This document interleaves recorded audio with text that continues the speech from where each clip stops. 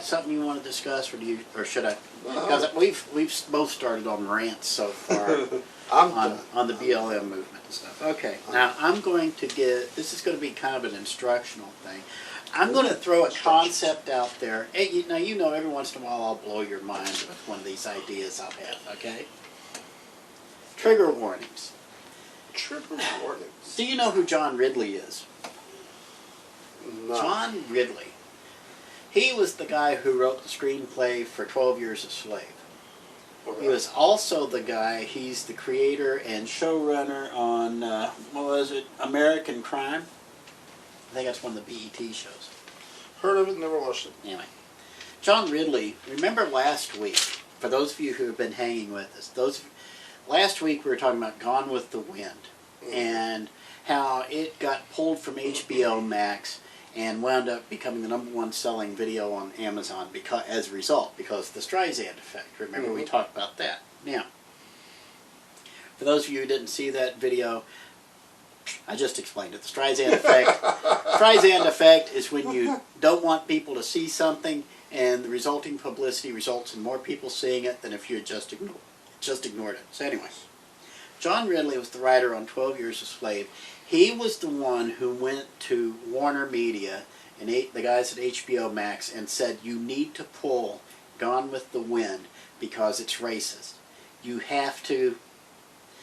Now, he didn't say, let's note this, John Ridley did not say you must not show Gone with the Wind because it's racist. He said pull it so that you can put up a warning in front of it and have a discussion about all these racist things that Gone with the Wind has in it, because it's made by racists, it's full of racists.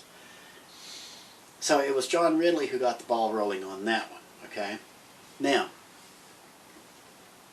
that brings up, actually, there's a video maker out there. It's the brand's Midnight's Edge. Okay, they talk about Hollywood things. They talk about some of the more controversial things. Okay, they usually do coverage on Star Wars and the fandom menace. They're considered a part of the fandom menace, is what it really is. But they have people who are actually inside the industry who talk to them. They talk with these guys, the insiders, so they get an insider's perspective on what happens in Hollywood. Right.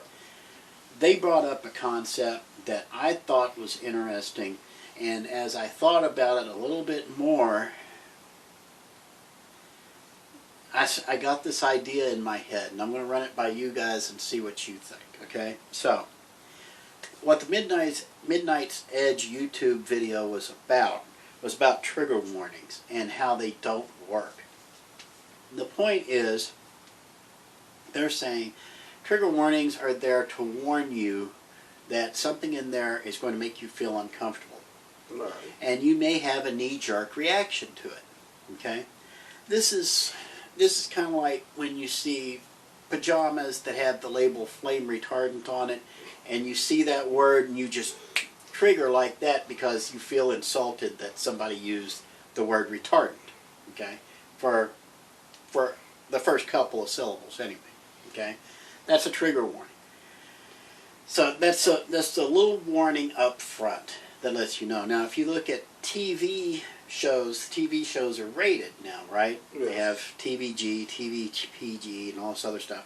But they'll also have little letters underneath it that explain this has graphic language, this has strong language, this has nudity, this has graphic violence. Yes. That's what all those are trigger warnings. They warn you. They're not necessarily trigger warnings, they're content warnings to warn you what's coming. What's coming. Yeah. Now, when John Ridley told HBO Max to knock it off with Gone with the Wind and do this little precautionary thing up front, well, by golly, the newspaper of record of the Hollywood movie industry, Variety, took that up and decided they gave a list of 10 movies that they feel should have trigger warnings. Okay? Now, I don't have the list on me right now. I can look it up real quick. I'll look it up when we get to a point. I'm going to let you weigh in here for a minute. But they came up with a list of these 10 films. What Midnight's Edge was saying is that these trigger warnings don't help, because the trigger warnings, all they do is help you avoid things that are out there in the world. Okay, so if you see a film like Forrest Gump, it's going to deal with certain things in a historical context that you may not feel comfortable with. So this is where, like Walt Disney, they release things from the vault, and they include a little warning up front. Historically, these things are not going to be acceptable to modern audiences. So you need to be careful. There are things in here that you may find offensive. Okay? So what happens as a result is that you avoid these things. So if you're avoiding things that you don't like, guess what? That reinforces your dislike of it, because, well, I've managed to avoid seeing it, but now, oh my goodness, they're going to show Gone with the Wind at the movie theater. How can I avoid that? Well, you could not go to the movie theater. Yeah, but they're going to show it. They're going to endorse all this racism. We have to stop it, because you never actually... We said last week, we never watched Gone with the Wind because the damn thing's 4 hours long. We don't want to sit there for that long and watch it. I've watched it. It just sucked. See? Not everybody's cup of tea.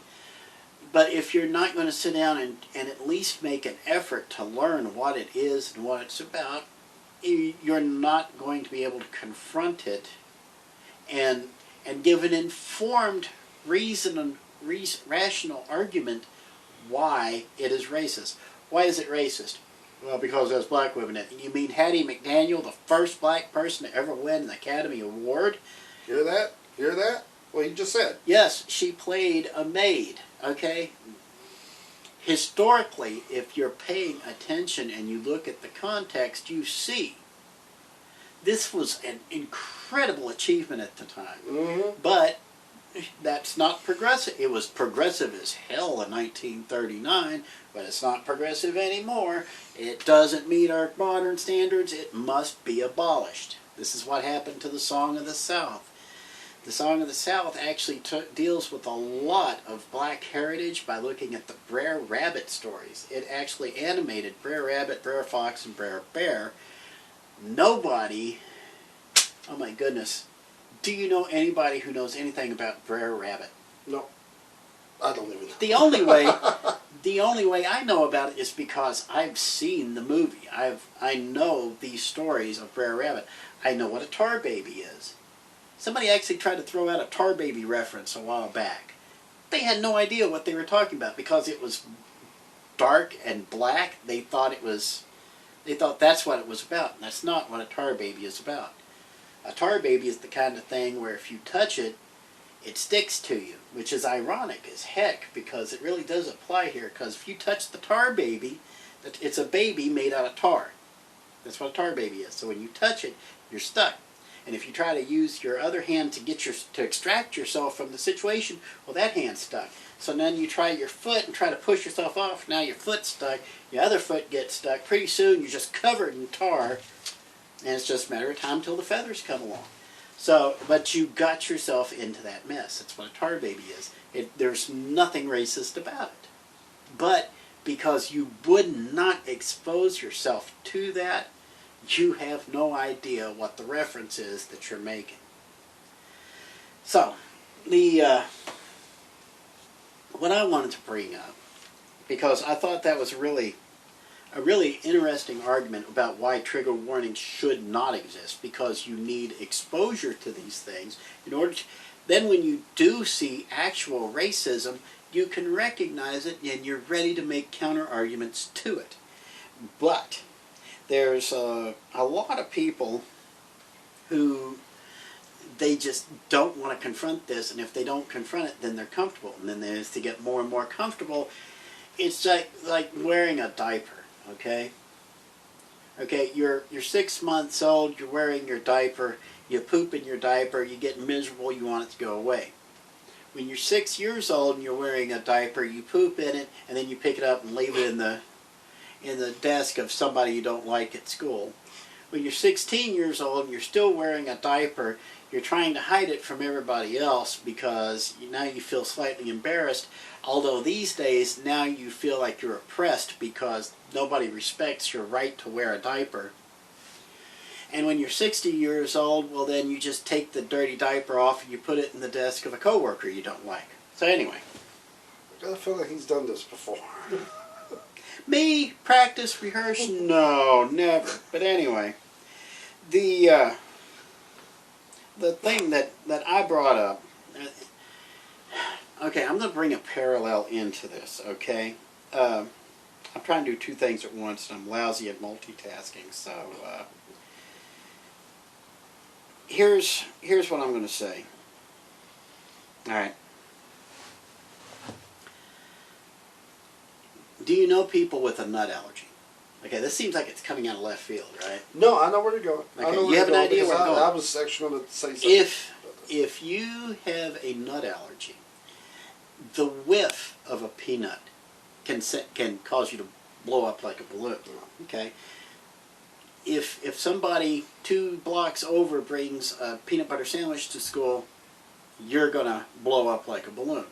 That's your body overreacting to a physical outside thing. And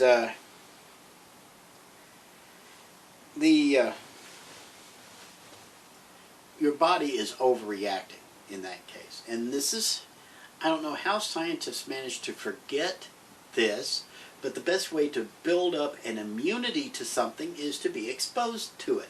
That's why you get booster shots. It's why you get vaccines. It's why you have all these other things. You get exposure to weaker examples, and then when you're exposed to the real thing, you're ready to shrug it off. What happened to our kids, and I feel so bad about this, but what happened to our kids is that we raised them in a sterile environment, or as sterile as we could get. We Lysoled everything. Does this sound familiar? We Lysoled everything. We boiled everything. We UV'd everything so that there was nothing our kids would be exposed to that they'd get sick from. Well, a kid growing up is going to have an immune system whether you want them to or not, and if that immune system doesn't have anything to keep it busy with, as soon as it finds any kind of foreign anything, it's going to go off on it, and that's where you get these huge ballooning reactions. With trigger warnings, you can make the same argument that it's a mental allergen, okay? Yeah. You are so not used to being exposed to things that make you feel uncomfortable. And then when you get these trigger warnings, they're enabling you to avoid exposure to things that, with which you don't feel comfortable. And so as a result, when you get exposed to a fake example or a very weak example, boom, you overreact, you explode on it, you start rioting and burning things down to the ground. So, what do you think of what I've got to say so far? So true. You don't have any problem? It's the thing about, all right, we all know what Karens are now, okay? It's not just a name, it actually means something now. All because it started with one woman complaining about a black family in a park having a barbecue. I believe that's where it started, right? Yeah. And so Karens are basically anybody that bitches and moans about every single thing. That's what Karens are. So it's like Karens and warning labels. You get medicine, all right? You got a pill bottle, and it says keep out of reach of children. So what do? You put it up high, right? You read and understood a warning label. You do that with every product in your house. You do that to yourself. You know what you're supposed to do and what you're not supposed to do. Warning labels on everything. Just like movies and TV and music. They tell you ahead of time what's on, what to be prepared for. So stay away from it, right? Now there's been people that has complained, oh, there's a TV show and it has this and it has that and it has that, and I want it to be banned or whatever. And it's like, well, don't watch it. That's basically what they'll say. Don't watch it. But that's a Karen for you. They're not going to stop there. They're going to keep griping and moaning about it. So with Gone with the Wind, it is the exact same thing. You'll have a warning label on there. It will tell you that you might be too sensitive for this, so don't watch it. But no. Just for all the Karens, they decide to pull it off the shelf. They decide to take it away. That's not solving a problem. That's not, that's basically, I mean, again, Gone with the Wind sucked. But you're literally adding to the problem. You can't, does that make sense? Yes, I understand what you're saying. The point is, people are looking for reasons to be offended by things. And the reason why is the same reason people get peanut allergies. When you don't have, when you're not exposed to actual threats, you make up threats. If you have never developed a sense of value or worth, you start looking for things to give you a sense of value or worth. Look how much more pious I am than you. I've used the word pious before. That's how righteous I am. I am righteous because I stand up for this. I'm righteous because I get down on my knees and I beg for this inferior black man's forgiveness for my superiority, which is exactly what these white guys are doing. I'll slap you if you do. Yeah. So that part goes unsaid, but it's subconsciously thought. Because if they weren't subconsciously thinking, I have to make things good to this inferior being next to me. I mean, yeah, he's inferior. He's my brother, but anyway, my little brother. So that explains. Anyway, if you weren't having a subconsciously racist thought like that, you wouldn't be getting down on your knees begging for this guy's forgiveness. Because believe me, this guy's a schnook. But anyway. Can you stop using me as an example here? Hey man, you're right there. Sheesh. Anyway, so let's go ahead. The thing is that your leader, they feed off of that. Okay, they feed off of it, and by literally taking that off the shelf, you're literally made them full. Okay, but they want to keep bitching. Because right after this, they're going to go find something else. Because they feed off of it. They're toxic people. Toxic people put you down, makes you feel like crap, so they can feel up here. Mm-hmm. Stop feeding them. Stop it. Now, toxic is a polite way of saying bully. Bully, yep. Seriously, you're seeing a bunch of bullies running around, some more violent than others. Others are just emotionally violent. Okay? Yes. That's where we see the protests and the condescending attitudes and all this other stuff. Not all protesters are bullies, but there are bullies who use the protests as a window dressing so that they can go in and they can mentally abuse people, they can physically abuse people, they can steal things, they can get away with all the stuff they want to do. Yep. Okay? So,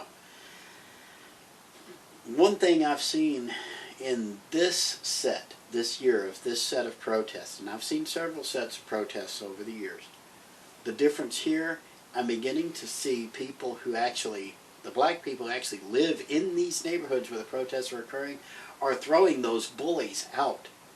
They're calling them out and throwing them out and saying, hey, look at these guys. These are the white kids in the SUV handing the bricks out to the rioters. See these kids? And there are people there with cell phones now, so they're catching this. It's probably always happened, but just like all the other things, nobody was there with the camera to broadcast it. Now, Exactly. Now people are able to post these onto YouTube and Facebook and Twitter, and you're finally starting to see there are people standing up to these bullies. But that's the thing. That's also with the media. You have to look for stuff like that. Right. Because the media will turn it all the way around and just show you the bad stuff. Yeah, that's the spin. That's how they feed off of you. Mm-hmm. You, like, Facebook, Instagram, that's all I see is bad videos. MSNBC is the absolute worst when it comes to hate. Okay, MSNBC, you've probably never seen it. MSNBC used to be a news organization. They think that since Fox News went right-wing and then they're full of hate, they need to be left-wing and full of hate. Fox News is not full of hate. They take more of a rational view of things. Sometimes they're a little too rational. You need reason and emotion. And like I said, I need to get into that video at some point or another, if I find the time. But MSNBC, if you watch them, there is so much hate, especially for Donald Trump. But for Trump supporters, for Republicans, for, oh my goodness, if you are black and conservative, you're not black. If you're a black business owner, you're not black. If you are rich and you're not doing the hippity hop, I guess is what you kids say, doing the hippity hop stuff, if you're not earning your money in the NBA, in the NFL, or from the recording industry, and you're making your money and you're driving nice cars, you live in a nice house, and you're not living in the inner city, you're not black. Who in the hell are you to proclaim what is black? And the incredible part is, it's the white guys who are saying it. Yes, and see, now that's and girls. That matter. Like everybody talks about Fox News being fake and all that stuff ever since Trump actually said all that and everything. But even Trump supporters, this is why Fox is still actually doing what they're doing still. It's because their ratings are up. Because now you just don't got the Karens watching, but you also got Trump protesters who are also watching Fox just so they can see what they're saying about Trump and then also bitching and moaning about it. Yeah. So basically, again, you're feeding them. Stop feeding them. Anyway, speaking, I finally, while you were going off, I found that list of films that Variety considers problematic. Okay. Oh, 10 boy. problematic films that could use warning labels. This is from back on June 17th. So it came out this past Wednesday. Are you ready for this? Because this. Now they come straight up and say this is based on the Gone with the Wind thing that John Ridley had about HBO Max. Let's do this. Ridley posted an op-ed in the LA Times, and that's what caused HBO Max to pull it.